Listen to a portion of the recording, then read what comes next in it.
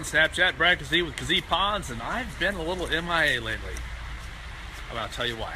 So if you've been following me, you'll know that I was in California last week for the Helix Pond Summit, working with some amazing pond contractors from all over the country. And I told you guys I was going to do a whole bunch of interviews and do some questions with the pond digger, but there was only one problem. I got no cell service there.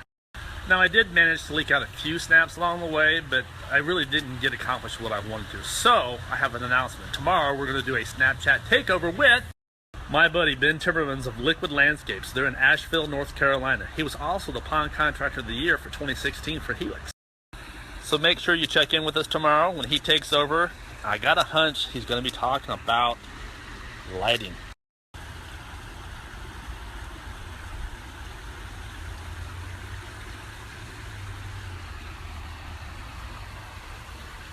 So please, screenshot Ben's code, follow him. He's a funny guy, very smart, one of the smartest pond builders I've ever met. And by the way, I do have a correction to make.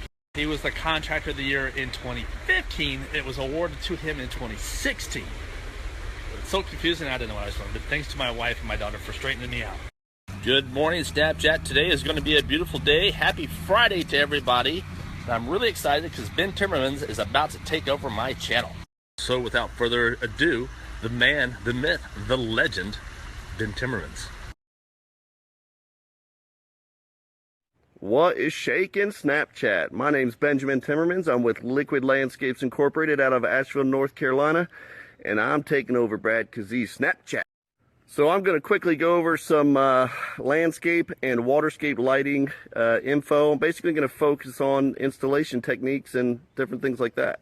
So mind you, it's 30 some degrees here and the water feature is moving kind of slow. I think I'm a little low on water, but the hose is frozen, so I can't fill it up. The great thing about water features is they're great during the day, but most of my clients enjoy them at night more because of these things. Lighting, really important for water features.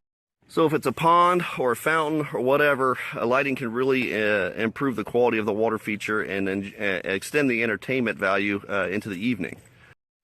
You know, the most important thing is to not overdo the lighting. You know, you don't want the runway effect, but being able to extend the entertainment of your water feature into the evening is the most important thing. But you can also light up specimen trees like this beautiful Japanese maple. We've got a nice 20-watt uplight. I use all LED anymore, no more halogens. The critical tools that you're going to need are some good wire cutters for different types of wires, silicone-filled connectors, that's very important. Always your electrical tape, those are the key components.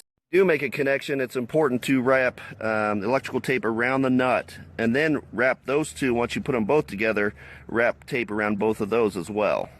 A little trick we do is we double back the wire and tape it like this. That way, if somebody actually pulls on the wire, they're not going to pull these fittings apart. They're going to have a hard time pulling these fittings apart done. Here's another tool I would never go to a lighting job without. Great little fold-up stool. Saves your knees when you're trying to do that wiring. Very, very great tool. Another tool I would never go to a lighting job without is this tool, a line trencher. It's got a T-handle. You smack this into the ground, which is kind of frozen right now. You wedge it back and forth, wire goes. Here are some terrestrial lights, brass. I always buy brass. I never go with anything but brass, longevity. Here's a step light or a cultured block light, pretty neat.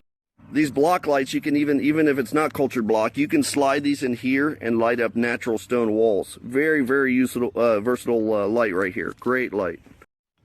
Here's a ring light, LED. These are great. You can put them almost anywhere. You can use them with statuary. You can put them under waterfalls. Puts out a lot of great light. Here's a great brass underwater light. It articulates, adjustable base. These can get screwed into things, or we can put rocks around them or concrete. Great, great directional light. Here's another underwater light, LED. This base comes off. I mean, you can take the base off of this one, but this one you can kind of sneak into places. I don't use this one a lot, though.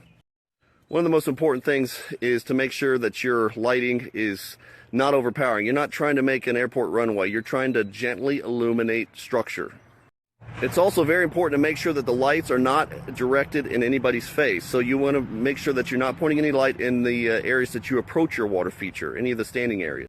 Another really important thing to think about when you're lighting a water column in a pond is that you really don't want the light all at one level. You don't want to stratify your light. Put them at different levels. That's very important.